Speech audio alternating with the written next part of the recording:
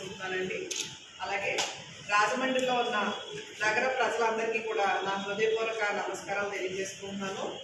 ఎవరైతే ఈ వీడియో చూస్తారో నా మాటలు వింటారో అదేంటి అంటే, జగన్ గారు ఎన్నో పథకాలు పెట్టారండి. ఆ పథకాలన్నీ కూడా మీ అందరికీ సక్రమంగా అందుతున్నాయా లేదా? ఎంపీ గారు ఆఫీస్కి రండి, ఖచ్చితంగా మీకు ఏ సమస్య ఉన్నా అక్కడ మేముంటాము, లేకపోతే ఎంపీ గారు దగ్గర ఉన్న పిఏ గారు, చక్రవర్తి గారు, కృష్ణ, మీ అందరం కూడా సహాయ సహకారాలు అందిస్తామని తెలియజేయడం జరుగుతుంది.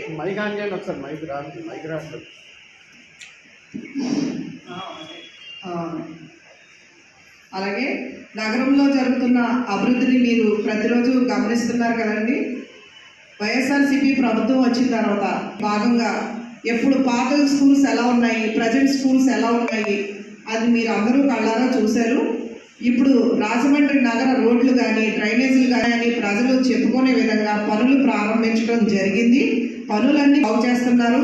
ఇంకా ఎక్కడైనా చిన్న చితక పనులు బాగోలేకపోతే ప్రెస్ మీట్లు పెట్టి టీడీపీ వారు కనీసం ఒక వార్డులో ఒక మెంబర్గా కూడా గెలవలేని వాసు గారు అండ్ వాళ్ళ మిత్ర బృందం అందరూ కూడా ప్రవీణ్ చౌదరి గారు వైఎస్ఆర్సీపీ పార్టీ కండువా కప్పుకున్న దగ్గర నుంచి వాళ్ళలో ఒక రకమైన వణుకు, ఒక రకమైన భయం మొదలైనట్టుగా అనిపిస్తుంది. ఎందుకంటే వాళ్ళ యొక్క మాటలు, వాళ్ళ ప్రెస్ మీట్లు అలా అనిపిస్తున్నాయండి. అందుకు నేను వారికి సమాధానం చెప్తున్నాను. ప్రవీణ్ చౌదరి గారు ఎంత బలమైన వ్యక్తి కాకపోతే మీ పార్టీ నుంచి వైఎస్ఆర్సీపీలోకి వచ్చేస్తే మీరు ఆ విధంగా భయపడతారండి. ప్రవీణ్ చౌదరి గారు మీ పార్టీలో ఎన్నో సంవత్సరాల నుంచి మీతోనే కలిసి ప్రయాణం చేసినప్పుడు ఆయన చాలా మంచిగా కనిపించారు. ఎప్పుడైతే వైఎస్ఆర్సీపీ పార్టీలోకి వచ్చి వైఎస్ఆర్సీపీ కండువా కప్పుకున్నారో ఆయనతో పాటు వేలాది మంది కార్మికులు కావచ్చు, అభిమానులు కావచ్చు, వారందరూ వచ్చి వైఎస్ఆర్సీపీ పార్టీ కండువా కప్పుకున్నారు. వెంటనే ప్రవీణ్ చౌదరి గారు చెడ్డవాడు అయిపోయాడు మీకు. అలా ఎలా అండి? ఇప్పుడు ఒక్కొక్కటి మాట్లాడుతున్నారు కదా, మరి మొన్నటి వరకు మీ దగ్గర ఉన్నారు కదా ప్రవీణ్ చౌదరి గారు, అప్పుడు ఎలిగేషన్స్ అన్నీ ఎందుకు పెట్టలేదు? మరి ఒక ఆవిడ మాట్లాడుతున్నారు, నిర్మలక్క, ఆవిడ చాలా మంచి ఆవిడే, మరి ఈ విధంగా ఎందుకు మాట్లాడుతున్నారో నాకు అర్థం కావట్లేదు. నిర్మలక్క మాట్లాడుతూ ఏమంటున్నారంటే, ఆదిరెడ్డి అప్పారావు గారు ఎంతటి వారినైనా, ఎంత పెద్దవాడినైనా శిక్షించేస్తారు అంటున్నారు. మొన్నటి వరకు ప్రవీణ్ చౌదరి గారు మీ పార్టీలోనే ఉన్నారు, మీతోనే ఉన్నారు కనుక మరి అప్పుడు ఎందుకని శిక్షించలేదు ఆయన్ని, ఎంతటి వారినైనా? నేను మిమ్మల్ని సూటిగానే ప్రశ్నిస్తున్నాను. మొన్నటి వరకు మీ దగ్గరే ఉన్నప్పుడు ఆయన యొక్క అవినీతి కానీ, ఇంకా ఆరోపణలు కానీ ఇవన్నీ ఎందుకు బయటపెట్టలేదు? ఒక ప్రవీణ్ చౌదరి గారు రాగానే మీరు ఎందుకు అంత భయపడిపోతున్నారో మాకు అర్థం కావట్లేదు. మీరు మీ వెనకాల ఉన్న హాఫ్ టికెట్ గాళ్ళు లేకపోతే హాఫ్ నిక్కర్ గాళ్ళ గురించో మీరు ఈ విధంగా మాట్లాడటం చాలా బాధాకరంగా ఉంది. మీరు ఇలా మాట్లాడొద్దండి. రాజమండ్రిలో జరుగుతున్న అభివృద్ధి, రాష్ట్ర వ్యాప్తంగా జగన్ గారు చేస్తున్న అభివృద్ధిని చూసి ప్రశంసించాలి. అభివృద్ధిని చూసి మాత్రమే ప్రతి ఒక్కరూ కూడా వైఎస్ఆర్సీపీలోకి ఆకర్షితులు అవుతున్నారు, పార్టీ కండువా కప్పుకుంటున్నారు, జగన్ గారు ఆశయాలకు అనుగుణంగా వాళ్ళు ముందుకు సాగాలనుకుంటున్నారు. మీరు రండి, ఆల్వేస్ వెల్కమ్. అందరికీ స్వాగతం పలుకుతుంది వైఎస్ఆర్సీపీ పార్టీ. ఎందుకంటే పార్టీలు శాశ్వతం కాదండి. ఏ నాయకుడైతే మనకి ఉపయోగపడే పథకాలు పెడతారు, ప్రజలకు అనుకూలమైన పరిపాలన చేస్తారు, సంక్షేమ పాలన చేస్తారు, అది తెలుసుకోండి. ఏ నాయకుడు మనకు ముఖ్యం కాదు, ఏ పార్టీ మనకు ముఖ్యం కాదు. ఏ పార్టీలో నాయకుడు విశ్వసనీయతగా ఉన్నాడు అది తెలుసుకోవాలి మనం. అది తెలుసుకుని ఆ నాయకుడి వెనకాల మనం నడవాలి, ఆ నాయకుడిని ప్రశంసించాలి. పోనీ ఇంకా ఏదైనా లోటుపాట్లు ఉంటే మా దృష్టికి తీసుకురండి. మన వచ్చారో లేదో ఇంకా ఆయన మీద పడ్డారు. ఇకపోతే ప్రవీణ్ చౌదరి గారు వాళ్ళ తాతగారు ముందు నుంచి కూడా కార్మికులకి ఎన్నో ఉద్యోగాలు ఇప్పించారు. కార్మికులకు అండదండలుగా ఉన్నారు, బాసటగా ఉన్నారు. ప్రవీణ్ చౌదరి గారు 3,000 మంది ఉద్యోగాలు ఇప్పించారు. ఆయన మీద ఇప్పుడు లంచాలు తీసుకున్నారు, మటన్ పట్టుకురమ్మన్నారు, చికెన్ పట్టుకురమ్మన్నారు. ఎంత చౌకబారు మాటలు మాట్లాడిస్తున్నారో మీ వెనకాల ఉన్న హాఫ్ టికెట్ వాళ్ళు అందరూ కూడాను. ఇది చాలా తప్పండి, ఇలా మాట్లాడకండి. ముందు ఎమ్మెల్యేగా గెలిచిన ఎమ్మెల్యే గారికి ఆ గృహ నిర్బంధం నుండి విడుదల కలుగు చేయండి. ఆవిడ్ని ప్రజల్లోకి పంపించండి. ఆవిడ ఎంతో కాలంగా గృహ నిర్బంధంలో పెట్టేశారు. మీరు మహిళల గౌరవం గురించి మాట్లాడుతున్నారు. మహిళగా ఆవిడకి మీరు ఇచ్చే గౌరవం ఏంటి, మీరు ఇచ్చే స్థానం ఏంటి? మీకు ఏ పదవి ఉందని మీరు వార్డుల్లో పర్యటన చేస్తున్నారు? వార్డుల్లో పర్యటన చేయండి, తప్పులేదు. ప్రభుత్వ అధికారులు మీ చుట్టూ ఎందుకు మీకు ఏం అధికారం ఉంది వాసు గారు? ప్రభుత్వ అధికారులు తిప్పుకునే దానికి ఏదైనా ఒక ప్రోటోకాల్ మీకు ఉందా? మీకు ఎప్పటికీ లేదు. మీకు కనీసం వార్డు మెంబర్గా కూడా గెలవని మీరు ప్రభుత్వ అధికారులని కూడా తిప్పుకుంటూ వార్డులో పర్యటన చేసే అర్హత, ప్రశ్నించే అర్హత మీకు లేదు. మీరు ఎమ్మెల్యే గారిని బయటికి పంపించండి, మీ శ్రీమతి ఆదిరెడ్డి భవానీ గారిని బయటికి పంపించండి, ప్రజల సమస్యలు తెలుసుకోమనండి, ప్రజల మధ్యన ఉండమనండి, ఆవిడ విముక్తి కల్పించండి. ఒక మహిళగా నేను కోరుకుంటున్నాను. ఇది ఎక్కడ అన్యాయం అండి? అచ్చెన్నాయుడు గారు మొహం చూసి భవానీ గారికి ఎమ్మెల్యే సీట్ ఇస్తే ఆవిడ తీసుకెళ్ళి మీరు ఇంట్లో కూర్చోబెట్టేసుకుని ఆవిడ పేరు చెప్పుకుని మీరు నాయకత్వం చేస్తారా? పార్టీలో నుంచి ఫిరాయింపులు వీటి గురించి మాట్లాడుతున్నారు హాస్యాస్పదంగా. మీకు ఇది ఎంతవరకు న్యాయంగా ఉంది? మీ నాన్నగారు ఏం చేశారు? వైఎస్ఆర్సీపీ పార్టీలో ఎమ్మెల్సీగా ఉండి టీడీపీలో వచ్చేసారు.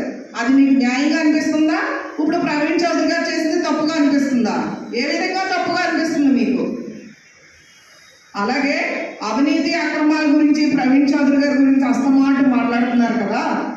మరి మీరు ఒకప్పుడు 20 సంవత్సరాల క్రితం ఎమ్మెల్సీగా ఉండి చీటీల పేరులో పోలీస్ స్టేషన్కి మీరు ఎందుకు వెళ్ళారో మీరు సమాధానం చెప్పాలి. మీరు వెళ్ళారా లేదా? ప్రజల్ని మోసం చేశారా లేదా? ఎంతో మందికి చీటీల పేరుతో వాళ్ళ ఆస్తులన్నీ మీరు లాక్కున్నారా లేదా? ఇది అన్యాయం కాదా? ఇది తప్పు కాదా?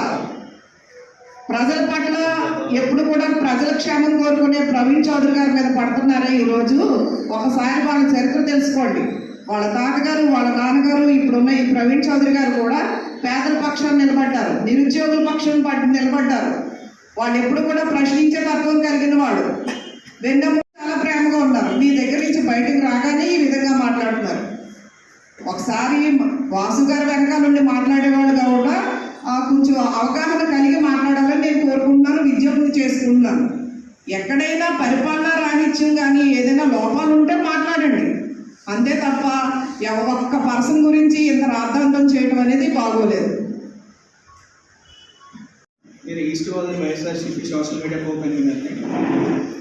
గత వారం రోజులుగా చూస్తుంటే రాజమండ్రిలో నామరూపాలు లేకుండా ఉంటుందో అని సంతాప సభలు ప్రకటించుకున్నారు వాళ్ళలో వాళ్ళే. ఈ సంతాప సభలు పెట్టుకొని అందులో ఆదిరెడ్డి వాసు గారు కొన్ని వ్యాఖ్యలు చేశారు.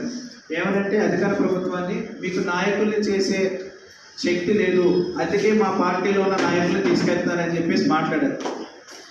ఈ ప్రెస్ నుంచి నేను డైరెక్ట్గా వాసు గారికి ఒక మాట చెప్తున్నానండి. అన్నా వాసన్న, మీరు మీ నాన్నగారికి ఎమ్మెల్సీ ఇచ్చినప్పుడు నాయకుడిగా తయారు చేసింది మా జగన్మోహన్ రెడ్డి గారు. ఒక నాయకుడిగా తయారు చేసి ఎమ్మెల్సీ ఇచ్చి నిలబెడితే మీరు దాన్ని నిలబెట్టుకోలేకుండా డబ్బులు కమ్ముడుపోయి వేరే ప్రలోభాలుగా లొంగి మీరు టీడీపీ పార్టీలోకి వెళ్ళారు. అట్లానే మా పార్టీ పోయినసారి ఎలక్షన్స్లో 23 ఎమ్మెల్యేలు అంటే మా నాయకుల్ని 23 మందిని మీరు లాక్కున్నారు. అప్పుడు మేమేం భయపడలేదే. మా జగన్మోహన్ రెడ్డి గారికి కొన్ని రూల్స్ అండ్ రెగ్యులేషన్స్ ఉంటాయి, మా పార్టీకి కూడా అయ్యే కట్టుబాట్లు నియమాలతో ఉంటాం. మాది నాయకుల్ని తయారు చేసే పార్టీ. అదేవిధంగా చూసుకుంటే మీ భార్య గారు అయినటువంటి రాజమండ్రి ఎమ్మెల్యే గారు ఆదిరెడ్డి భవానీ గారు ఎక్కడ ఉంటున్నారండి? సాధారణ మహిళలు అయితే హోమ్ మేకర్ అనో హౌస్ వైఫ్ అనో అంటారు, కానీ మీరు ఎమ్మెల్యే గారిని హౌస్ ఎమ్మెల్యేగా చేశారు. అంతే, ఎందుకు చేశారో తెలియదు. ఈ హౌస్ ఎమ్మెల్యేగా చేసి మీ పెత్తనాన్ని రాజమండ్రిలో చూపించుకుంటున్నారు. మీరు అసలు చెప్పాలంటే కూడాను ఒక ఎమ్మెల్యే స్థాయిలో ఉన్న ఆదిరెడ్డి భవానీ గారు తన నియోజకవర్గాల్లో తిరిగి ప్రతి వాడవాడలా తిరిగి ప్రజల కష్టాలు ఏమిటి, వాళ్ళకి ఎలాంటి సంక్షేమ పథకాలు అందుతున్నాయి, మీ పార్టీ అధికారం లేకపోవచ్చు, ఆమె ప్రతి వార్డు ప్రతి ఇంటికి తిరిగి అమ్మ మీకు ప్రభుత్వం ఇప్పుడున్న అధికార పక్ష ప్రభుత్వం నుంచి ఎలాంటి పథకాలు వస్తున్నాయి, రావట్లేదో చెప్పండి, నేను పై స్థాయి వాళ్ళకి నేను చెప్పి మీకు ఆ పథకాలు ఇప్పిస్తాను. అట్లానే ఏమైనా అభివృద్ధి కార్యక్రమాలు జరగట్లేదా ప్రశ్నించండి. అధికారంలో ఉన్నారు కాబట్టి మీరు ప్రశ్నించాలి. ప్రశ్నించి ఇదిగోండి మా ప్రజలకి, మా నియోజకవర్గ ప్రజలకి ఇవి అందట్లేదు, ఈ సంక్షేమ పథకాలు అందట్లేదు అన్నట్టే ఉండాలి తప్ప మీ భర్త గారైనటువంటి ఆదిరెడ్డి వాసు గారిని బయటికి పంపించి కుటుంబ రాజకీయాలు లాంటివి చేయొద్దని చెప్పి సభముఖంగా తెలియజేస్తుంది. సెలవు.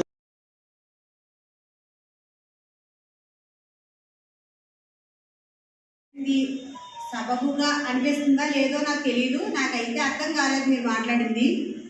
ప్రవీణ్ చౌదరి గారు ఆడవాళ్ళకి ఎందరికో అన్యాయం చేశారు అన్నారు కదా. మీరు ఆడవాళ్ళ గురించి మాట్లాడేటప్పుడు ఒక పార్టీ కండువ వేసుకోకుండా మాట్లాడుంటే చాలామందికి ఆడవాళ్ళకి పూర్తిగా నిలబడి మాట్లాడారేమో అనుకుంది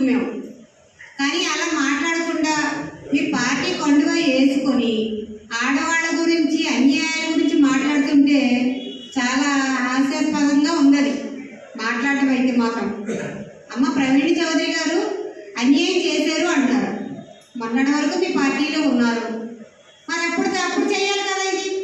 అప్పుడు కండు వేసి చేసి మా పార్టీలో ఉన్న వ్యక్తి ఇలా చేస్తున్నాడని ప్రవీణ్ చౌదరి